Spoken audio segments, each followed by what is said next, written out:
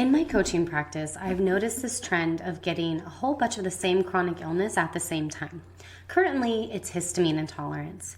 As I've been coaching my clients and noticing common struggles, I look back at all the episodes in the podcast and I realized I don't have one dedicated to histamine intolerance. So I'm recording that today. What it is, how it develops, what is within your control to help your body create balance again. So I am excited to dive into this. I know you're going to find it helpful, and I do have a resource for you if this is something that you're struggling with, and hopefully I can make it easier for you. Welcome to the Therapeutic Food Solutions podcast. I'm your host, Marian Mitchell. I'm an integrative nutrition health coach, therapeutic diet expert, and founder of The Road to Living Whole.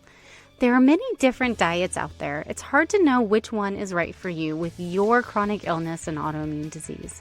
In this podcast, I'm going to share with you the foundational pieces every single therapeutic diet out there shares, and also how to use the best one for your particular diagnosis.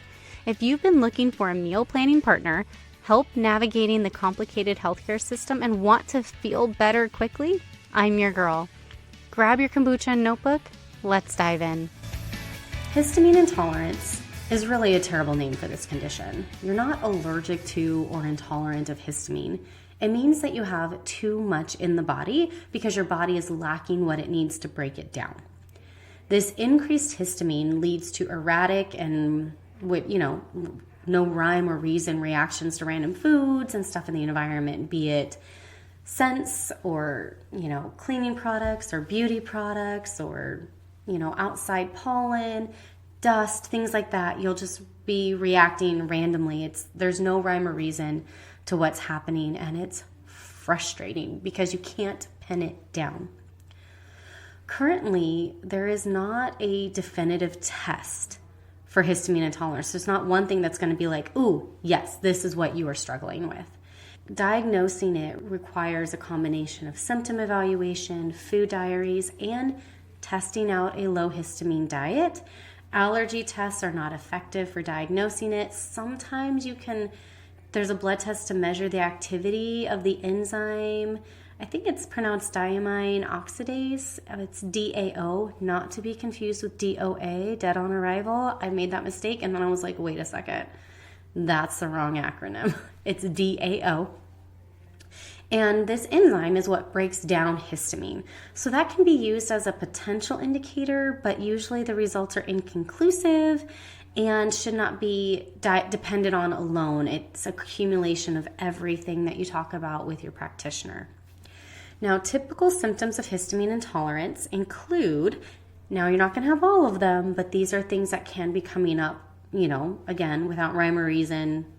Headaches and migraines, difficulty falling asleep, weird reactions to foods, hypertension, vertigo or dizziness, arrhythmia or accelerated heart rate, difficulty regulating your body temperature, anxiety, nausea and vomiting, abdominal cramps, flushing, nasal congestion, sneezing, difficulty breathing, abnormal menstrual cycles, including painful, heavy, and or irregular, hives, random rashes, fatigue, tissue swelling. You're not going to experience all of these all at the same time. You may find that you're experiencing different ones. Again, no rhyme or reason. Typically, your body has a few favorite ways to get your attention, though. Now, I do want to talk about what histamine is, what it does, and the essential role it plays in your body. Histamine is a chemical involved in your immune system, digestion, and central nervous system. It is not the enemy. It's a neurotransmitter that helps your body and brain communicate. It's also part of your stomach acid, which helps you break down the food that you're eating. For the immune system, it identifies proteins that don't belong in the body and attacks them. Like a common one is seasonal allergies, right? It's a natural immune response. But when you lack the enzyme DAO to break it down, that's when the health problems begin. There is too much histamine circulating in the body. There are root causes that must be addressed to resolve it. Going on a low histamine diet and taking DAO as an enzyme is only helpful as you're resolving the root cause of histamine intolerance. And you have to address it to get your body functioning optimally again.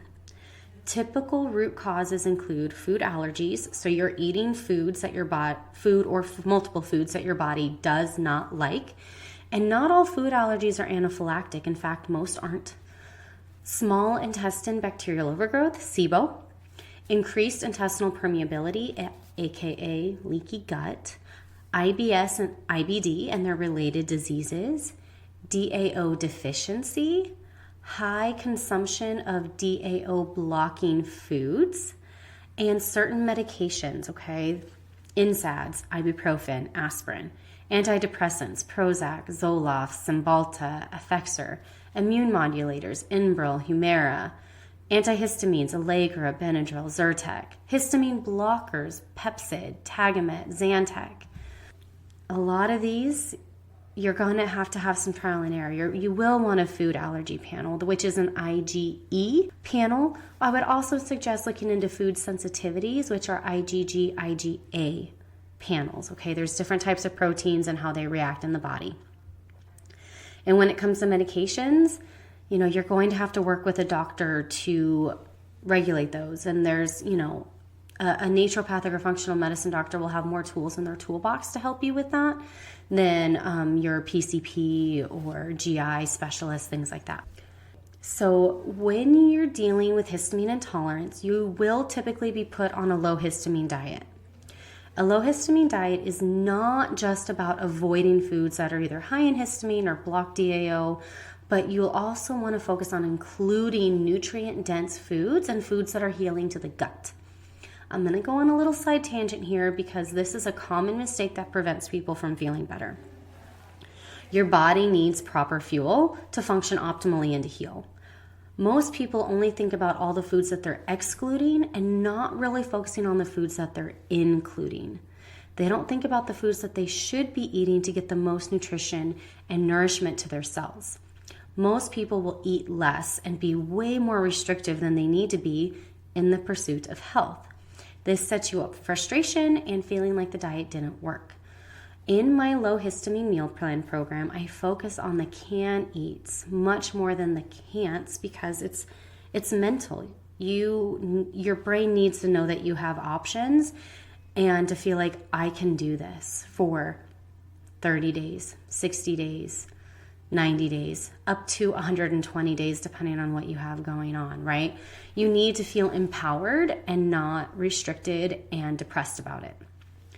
A low histamine diet is low in histamine-rich foods, DAO blocking foods, while being high in nutrients and including sufficient calories so that your body can function and heal. Okay, let's talk about foods. Histamine-rich foods, and there are some healthy foods on here, so bear with me. And again, remember, you won't be avoiding all of these forever. Fermented alcoholic beverages, especially wine, champagne, and beer. Fermented foods, sauerkraut, vinegar, soy sauce, kefir, yogurt, kombucha, etc. Vinegar-containing foods, pickles, mayonnaise, olives. Cured meats, bacon, salami, pepperoni, lunch meats, hot dogs. Soured foods, sour cream, buttermilk, sourdough bread, dried fruits, most citrus fruits, aged cheese like goat cheese, including goat cheese. So it's cow's milk and goat cheese and sheep milk, it's cheese. Certain nuts, walnuts, cashews, peanuts, avocados, strawberries, eggplants, spinach, tomatoes, smoked fish and certain species of fish like mackerel, mahi, tuna, anchovies, sardines. And then, surprisingly, leftovers. If you cook all your food and then you eat it for 4 days, the second, third, and fourth day, you are getting so much histamine. So in my program, I talk about the alternatives for that so that you can still meal prep. It's just going to look a little bit different. Now let's talk about histamine-releasing foods. Alcohol, bananas, chocolate, cow's milk, nuts, papaya, pineapple, shellfish, strawberries, tomatoes, wheat germ, many artificial dyes and preservatives. And then there are DAO blocking foods, alcohol, coffee, energy drinks, black tea, mate tea, green tea, caffeine, basically. I know this sounds like a lot. There are a few things I want you to keep in mind. This is a short-term therapeutic diet to limit adding fuel to the fire, so to speak, and to focus on giving the body what it needs to be able to start functioning optimally again. You will not be this restrictive forever. Another thing to keep in mind is a low histamine diet won't resolve the root cause that led to the body being unable to break down histamine. Quick review, typical root causes could be food allergies, SIBO, leaky gut, IBS, IBD and their related diseases, DAO deficiency, high intake of DAO blockers, and certain medications. So along with addressing the root cause and a low histamine diet, typically you'll be put on a DAO supplement to help break down the histamine in your body while the body is working on getting what it needs to start producing its own again, or not to be completely overwhelmed to where it can't keep up. This is going to look a little bit different for every person, but the typical recommendation is 3 times a day for 1 month, then 2 times a day for a month, then 1 time a day for a month, while also following a low histamine diet. DAO will not replace taking care of yourself. So there's no magic pill. There's no magic bullet, this one thing that's going to make your life easier. You have to take care of yourself. You have to address the root cause, and you have to stop adding fuel to the fire and nourish your body. And the whole point is to help the body get to a place where it can do it on its own again. Now, let's say you do have DAO deficiency. You're just extra sensitive to histamine. You don't really have the ability to break a lot of it down. You're going to want to avoid the biggest histamine hitters long term, but you don't have to avoid all of them. You'll typically find what your tolerance is through trial and error. You may find that strawberries and tomatoes and spinach are like the worst offenders, so I'm going to try really hard to avoid those. But these fermented foods that are rich in bacteria, as long as I don't eat them every day, I can handle that. And so you have to get to a point where your body's not reacting to everything and anything randomly, right? And then you will be able to be in tune with your body and listen to it, and you'll find what makes you feel good and what it doesn't, and how often you can eat it versus, all of that. And you'll learn to trust your body again, and your body will also be in a place where it can communicate effectively because it's not completely overwhelmed. Now, if you find that, okay, I am dealing with histamine intolerance and I'm looking at all this food that I shouldn't be eating and I'm completely overwhelmed, I have a meal plan program for that, where I take all of the foods that you can eat and I've created recipes and a meal plan for you. And there's dessert and there's breakfast and there's options. You're not going to be eating the same thing 5 days in a row type of thing. I don't believe in that. Most people get bored of it. Some people can eat the same thing every day. I'm not one of them, so I love to give you options to make this as easy for you as possible. There's shopping lists too. There's, how to meal plan without having histamine overload, how to freeze your food and then thaw it so that it actually tastes good, and how to do this when you're an on-the-go person. Let's say you drive around a lot or you travel for work. What can you do? I give you all the things that you need to be able to live your daily life. And then you have me as a resource when you are overwhelmed, have questions, aren't sure, just want to clarify. I'm here for you. I will put a link to the program in the show notes, also a link to schedule a consult with me if this is something that you have more questions about. I would love to be a resource for you and to help you navigate this season or any other chronic illness that you might be dealing with. I have been doing this for a really long time and I have lots of tools in my toolbox, and I want to make life easier for you. Quick recap before I let you go. Histamine is essential. We need it. The problem comes when we're not able to break it down and there's too much circulating histamine and then the body gets all wonky. There are typical root causes that have to be addressed, whether it's food allergies, SIBO, leaky gut, IBS, IBD, the related diseases, maybe DAO deficiency, certain medications, and maybe you've just kind of been living off of caffeine for too long, and, we just have to get your body reset. Sometimes it's simple, sometimes it's complex, right?